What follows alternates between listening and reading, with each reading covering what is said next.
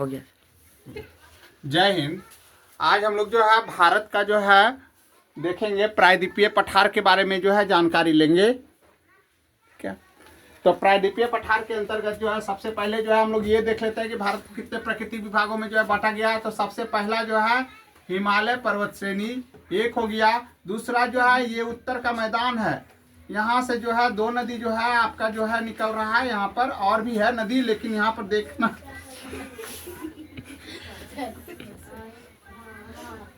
यमुना नदी और एक गंगा नदी, ठीक है। और ये नदियां जो है मैदान बनाती है, उत्तर का मैदान, ठीक। और अब अगला जो है यहाँ पर है थार का मरुस्थल, ठीक। एक भाग हो गया, 2 भाग हो गया उत्तर का मैदान, तीसरा हो गया थार का मरुस्थल। चौथा में अब आते हैं तो ये है दक्षिण का पठार, ठीक है। और ये आपका यहाँ से आ जाइए, यहाँ गुजरात से पूरा यहाँ कन्याकुमारी तक और यहाँ से पूरा पश्चिम बंगाल तक ये है समुद्र तटीय मैदान। इसको मत देखो, इसको एग्जाम नहीं देना है, ठीक। जिसको परीक्षा देना है आगे हम लोग देखो, ये है समुद्र तटीय मैदान, ठीक है। अब हम लोग यहाँ पर पढ़ना क्या है हमको, प्रायद्वीप, दक्षिण का प्रायद्वीप यानी पठार, प्रायद्वीपीय पठार के बारे में पढ़ना है। प्रायद्वीप किसको कहते हैं, जिसका जो है 3 ओर जल रहे, ठीक है। इधर भी जल, इधर भी जल, इधर भी जल, और एक ओर जो है स्थल खंड हो तो उसको जो है प्रायद्वीप कहेंगे। अगर चारों ओर जल हो जाए तो जो है उद्वीप हो जाएगा, तो इसको जो है प्रायद्वीप कहेंगे। तो भारत का ये वाला क्षेत्र जो है हमको पढ़ना है यहाँ पर, ठीक है, प्रायद्वीप। तो प्रायद्वीपीय में जो है क्या है, पठार है, खनिज जितना भी भरा पड़ा है सब यही है, चाहे जो है आपका जो है धात्विक खनिज हो या अधात्विक खनिज, सब यही पठार में है। अब हम लोग यहाँ से जो है शुरू करते हैं। तो दक्षिण का पठार पढ़ने के लिए आपको इसको सबसे पहले समझना पड़ेगा, इसका जो है चौहद्दी कहाँ से है। तो देखिए इसका उत्तर में जो है यहाँ गंगा का मैदान जो है नजर आ रहा है, पश्चिम में जो है इधर आपका यहाँ पर देखिए ये राजस्थान का क्षेत्र है, ठीक है, उत्तर में, उत्तर पश्चिम में। और यहाँ से लेके आपका यहाँ तक कन्याकुमारी तक, यानी कि आपका जो है ये मालवा का पठार जो दिखाई दे रहा है, यहाँ से लेके यहाँ तक आइएगा कन्याकुमारी तक, ये जो है इसी क्षेत्र में जो है पड़ेगा, ये कहलाएगा दक्षिण का पठार। अब ये दक्षिण का पठार को ये गोदावरी नदी जो है 2 भाग में जो है बांट देती है, ठीक है। एक यहाँ ये जो है एक दक्षिण का भाग है, एक मध्य का भाग, ये मध्य का भाग कहलाता है। तो मध्य का भाग में भी जो है आपका क्या है, तो इसमें मुख्य रूप से जो नदी बहती है, पहले नदी को देख लीजिए। तो मध्य का पठार में जो नदी बहती है उसमें चंबल नदी है, बेतवा नदी है, सोन नदी है, ठीक है। चंबल, बेतवा, सोन, ठीक है, ये मध्य का पठार में जो है बहती है। अब इसके अलावा जो है आपका जो है एक छोटा नागपुर का पठार है, ठीक है। तो मालवा का पठार और छोटा नागपुर का पठार दोनों मिल करके जो है मध्य का पठार बनाया है। और इसमें कौन नदी बह रही है, चंबल है, बेतवा है, सोन है, ठीक। और जो है छोटा नागपुर का पठार में यहाँ पर दामोदर दिखाई दे रहा है, महानदी दिखाई दे रहा है, ये 2 नदी जो है इधर है। अब हम लोग बात करते हैं, आते हैं यहाँ पर दक्षिण का पठार में। दक्षिण का पठार में जो कि गोदावरी नदी तो है ही, गोदावरी नदी से जो है ही जो है 2 भाग में बटा है। तो यहाँ पर जो है बहने वाला जो है यहाँ पर 2 घाट बनाता है।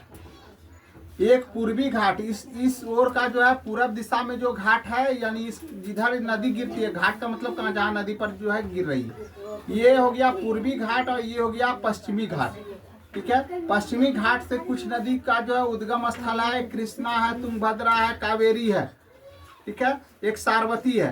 कृष्णा, तुंगभद्रा, कावेरी, सारवती उद्गम तो हुआ है इसका पश्चिमी घाट में, लेकिन जाकर के बंगाल का खाड़ी में गिरती है, यानी पूर्वी घाट में जाकर के ये गिरती है। ठीक है। कावेरी को जो है दक्षिण का जो है गंगा भी जो है कहा जाता है। और ये जोग जलप्रपात जो है सारवती नदी पर है और ये देश का जो है सबसे ऊंचा जो है जलप्रपात है। और इसके अलावा जो है यहाँ पर जो है ये एक पर्वत श्रृंखला से जो है घिरा हुआ है ये दक्षिण का पठार। और इस पर्वत श्रृंखला का नाम है नीलगिरी की पहाड़ियाँ। पश्चिम का जो है घाट और पूर्वी का घाट, दोनों घाट जो है पर्वत श्रृंखला से घिरा हुआ है और इसको जोड़ने वाला है नीलगिरी की पहाड़ियाँ। ठीक है, यहाँ अभयारण्य भी है, तो नीलगिरी की जो है पहाड़ियों से जो है ये जुड़ा हुआ है। तो इस तरह से ये आ गए यहाँ पर हम लोग जो है दक्षिण की ओर, यानी कि कन्याकुमारी तक आपका जो है ये दक्षिण का पठार जो है फैला हुआ है। और यहाँ पर कई नदी घाटी परियोजना भी जो है जिसके बारे में आगे हम लोग पढ़ेंगे। तो मेन तौर से जो है हम लोगों को नदी समझना है। नदी में जो है दक्षिण यानी कि प्रायद्वीपीय नदी को हम लोग दो भागों में बांट करके पढ़े। एक मध्य का पठार, मध्य का पठार में बढ़ने वाला हो गया चंबल नदी, बेतवा नदी, सोन नदी जो गंगा और यमुना में मिलती है। उसके बाद जो है आपका दामोदर, उसके बाद जो है महानदी, ठीक। और गोदावरी जो कि दो भाग में करता है दक्षिण के पठार को। तो यहाँ पर जो है पश्चिम घाट में उद्गम होता है कृष्णा, तुंगभद्रा, कावेरी, कृष्णा, तुंगभद्रा, सारवती, ठीक है। और ये सब जो है ये जितना भी नदी है सब पूर्वी घाट में जाकर के गिरती है। और एक नदी जो है कावेरी नदी है, ये भी पूर्वी घाट में गिरती है, इसको दक्षिण का गंगा कहा जाता है, इसको ध्यान में रखिएगा। और जोग जलप्रपात जो है सारवती नदी पर है, जो सबसे ऊंचा जो है जलप्रपात है। जलप्रपात माने झरना। और ये यहाँ पर से जो है सबसे मेन जो है यहाँ पर जो है हम लोग आते हैं, ये पूर्वी घाट और ये पश्चिमी घाट को जो मिला रहा है ये पहाड़ी कहलाता है नीलगिरी की पहाड़ियाँ, जो दोनों को जोड़ देती है। इस प्रकार से ये प्रायद्वीपीय पठार जो है कंप्लीट होता है। और इस पठार में जो है केवल जो है कहा जाए तो खनिज ही भरा पड़ा है। खास करके छोटा नागपुर का पठार जो है खनिज के लिए जो है जाना जाता है। और इधर जो है मध्य का भी जो है, इधर मालवा का भी पठार में भी जो है खनिज है। तो ये सब जो है मुख्य रूप से है। तो ये हो गई दक्षिण की नदियां मुख्य रूप से। और यहाँ पर आपको दिखाई दे रहा है एक नर्मदा और ताप्ती, ठीक है। ये तो जो है गुजरात की ओर जो है चले गए, ठीक है। ये अलग है लेकिन ये दक्षिण के पठार से सटा हुआ है, ठीक है। ये एक तरह से कहा जाए तो बॉर्डर कहलाएगा इसका। यहाँ पर जो है ये सटा हुआ है। इस तरह से ये हो गया मध्य का पठार और ये हो गया दक्षिण का पठार। जय हिंद।